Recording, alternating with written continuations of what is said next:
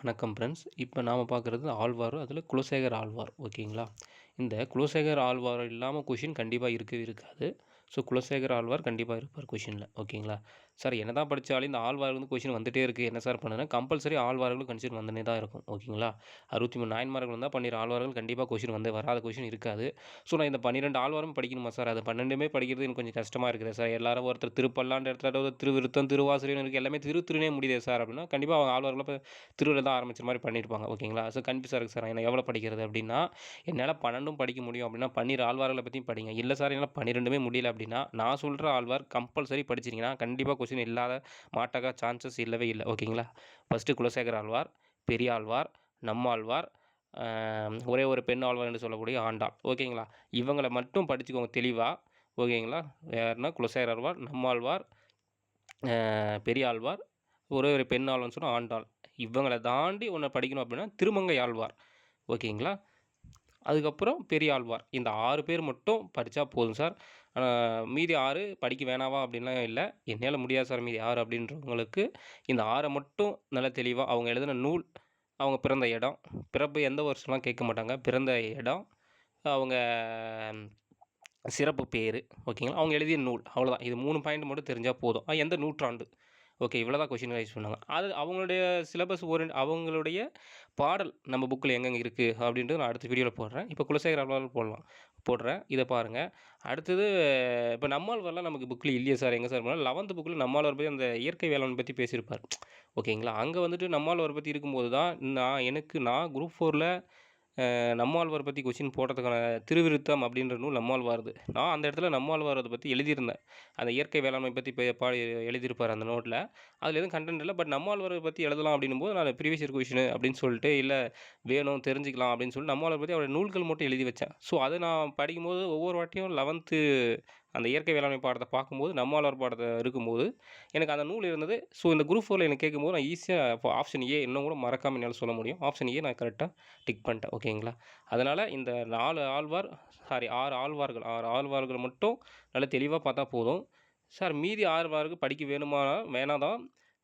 முடியுன்றவங்க படிங்க, முடியாதுன்றவங்க இது 6 மட்டும் படிங்க. மீதிக்கு என்ன சார் பண்ணலாம்னா 4 ஆப்ஷன் இருக்கும் இல்லையா, அதை வச்சு ஈஸியாக எலிமினேட் நம்ம பண்ணிக்கலாம். ஓகேங்களா? ஸோ இந்த 6 ஆழ்வார்கள் மட்டும் நல்லா பிரீஃபாக கொஞ்சம் பார்த்துக்கோங்க. ஓகேங்க. இப்போ குலசேகர ஆழ்வார் பார்க்கலாம். குலசேகர ஆழ்வார் பற்றி எங்கே சார் இருக்குது அப்படின்னு பார்த்தீங்கன்னா, நமக்கு 10th ஓல்டு புக்கில் இருக்குது. அடுத்தது 11th ஓல்டு புக்கில் இருக்குது. அடுத்து 10th நியூ புக்கில் இருக்குது. ஓகேங்களா? ஸோ அவ்வளோதான். இப்போ இது 10th ஓல்டு புக்கில் மீன் நோக்கும் நீள்வயல் சூழ்ந்த வித்தோ கோட்டம்மா வானோக்கும் யான் முகிலும் இதெல்லாம் நீங்கள் பாட்டில் உங்களுக்கே தெரியும் பார்த்தா.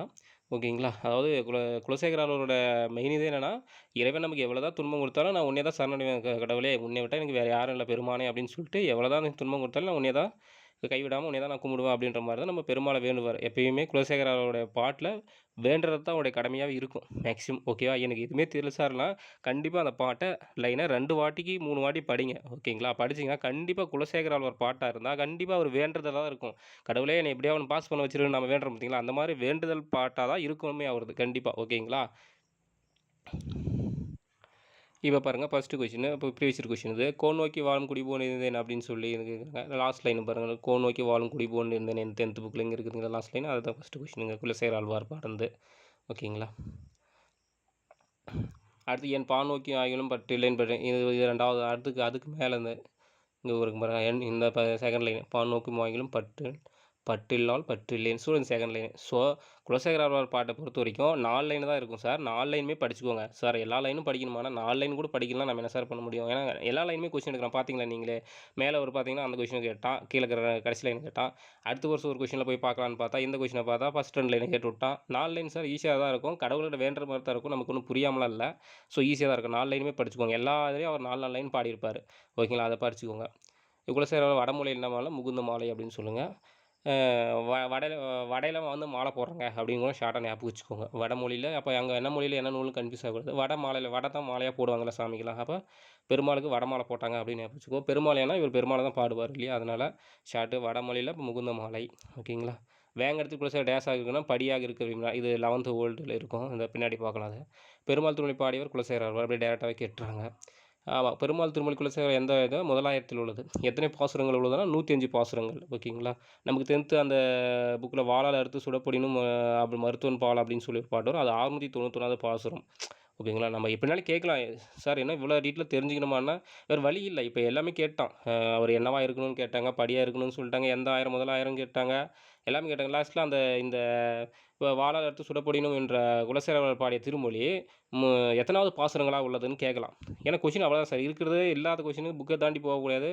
புக்குக்குள்ளேயே கேட்கணும். நம்மளே கொஞ்சம் டஃப் பண்ணணும் அப்படின்னா, அத கேட்குவோம் அடுத்தது. 691வது பாசுரம். ஓகேங்களா.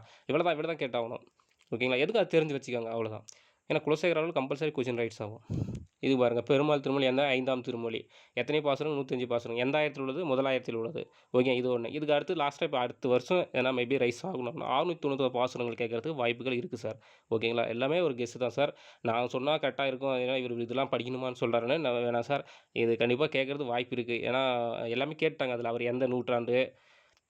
ஏன்னா ஓல்டு புக்ல 9ஆம் நூற்றாண்டுங்கும், இப்ப நம்ம நியூ புக்ல 8ஆம் நூற்றாண்டு இருக்கும். ஸோ இதெல்லாமே கேட்டாங்க. இன்னும் பேலன்ஸ் இருக்கிறது அந்த 691 பாசுரம் தான் இருக்குது சார் எனக்கு தெரிஞ்சு. அது கேட்கறதுக்கு வாய்ப்பு இருக்கு சார். ஏன்னா இதுக்கு முன்னாடி ஆண்டாள் பாடுனது எந்த தந்திரத்தில் உள்ளது? 3ஆம் தந்திரம் அப்படிலாம் கேட்டுருக்காங்க. அப்படி நம்ம பார்க்கணும். ஏன்னா ப்ரீவியஸ் இயர் கொஸ்டின் அனலைஸ் பண்ண தான் நமக்கு ஒரு ஐடியா கிடைக்கும் சார். அதனால தான் நான் உங்களுக்கு இத எக்ஸ்ப்ளைன் பண்றேன். ஸோ அந்த 691 பாசுரம்ன்றத ஞாபகம் வச்சுக்கோங்க. இங்க பாருங்க. "ஆனாத செல்வம் தரம்பயிர் சூழ் தற்பரிசில வானாளும் செல்வம் மண்சுரம் யான் வாண்டேன்." இந்த பாட்டு இந்த செகண்ட் லைன் தான் யார் கேட்டிருக்குது? இப்ப நமக்கு குரூப் 2, 2ஏ நடந்து முடிஞ்ச இப்ப 2024 குரூப் 2ஏல கேட்டிருக்காங்க 2வது லைன். ஓகேங்களா. அதுக்கப்புறம் இந்த "தேன் பூஞ்சு சோலையில் திருவேங்கட சொன்னில் மீனாய் பிறக்கும் விதியுடைய ஆணே" அப்படின்னு சொல்லதான் அவர் வந்து என்னவா இருக்கணும் அப்படின்னு இங்க முன்ன பார்த்தோம் பார்த்தீங்களா? படியாக இருக்க விரும்பினார் அப்படின்னு சொல்ல வேங்கடத்தில் வேங்கடத்தில் அப்படின்னு சொல்லி அந்த லைனை இந்த பாட்டு லைன் பிடிச்சி பின்னாடி பொருள் பறிச்சிருந்தீங்கன்னா உங்களுக்கு அந்த அந்த ஆன்சர் போடும். அந்த படியாக இருக்க விரும்பின இது என்ன கொஸ்டின்னா jailer exam question sir. Jailer exam கொஸ்டின்லையுமே இந்த ஓல்டு புக் எடுத்துருக்காங்க. அப்போ ப்ரீவியஸ் இயர் கொஸ்டின் நீங்கள் அனலைஸ் பண்ணியிருந்தீங்கன்னா சார் நாம ஜெயிலருக்கு நான் எலிஜிபிள் இல்லை சார் நான் டிகிரி தான் அப்படின்னு வாட்டவர் அதுக்கும் டிகிரி தான் பட் எலிஜிபிள் இல்லை அப்படின்னாலையும் ஒவ்வொரு வாட்டியுமே ஆன்சர் கீ வெளியிடுறாங்க. நம்ம டிஎன்பிசி ஆன்சர் கீ வெளியிடும். அதில் நீங்கள் டவுன்லோட் பண்ணி ப்ரீவியஸ் இயர் கொஸ்டின்ஸை கண்டிப்பாக பாருங்கள். அதில் தமிழ் நம்ம எலிஜிபிலிட்டி கம் ஸ்கோரிங் டெஸ்ட் இருக்கிற கொஷின்ஸை கம்பல்சரி பாருங்கள். நீங்கள் 100 கொஷினில் அதில் எவ்வளோ போட முடியும்னு பாருங்கள். அந்த 100 கொஷின் எங்கே வந்துருச்சு அப்படின்னு பாருங்கள். அப்படி பார்த்தீங்கன்னாவே நீங்கள் பாதி வெற்றி அடைஞ்சிட்டீங்க தான் சார் அர்த்தம்.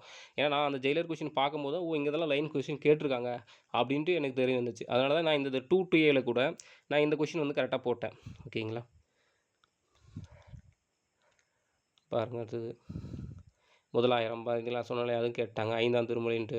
இங்கே பாருங்கள் வானாலும் செல்வம் மன்சுரம் யான் குலசேகர ஆழ்வார். ஓகேங்களா. இப்போ 2024 குரூப் 2ல கேட்டது. இங்கே இருக்குது பாருங்கள் செகண்ட் லைனு. ஸோ இவரை பற்றி கண்டிப்பாக கொஸ்டின் இருக்கும். எப்பவுமே திருமாலை போற்றி பாடுறவங்க தான் இவங்க ஆழ்வார்கள். இவங்க பற்றி கொஷின் கண்டிப்பாக இருக்கும்.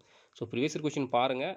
பார்த்து அனலைஸ் பண்ணி கண்டிப்பாக படிச்சுக்கோங்க சார். அவ்வளோதான்.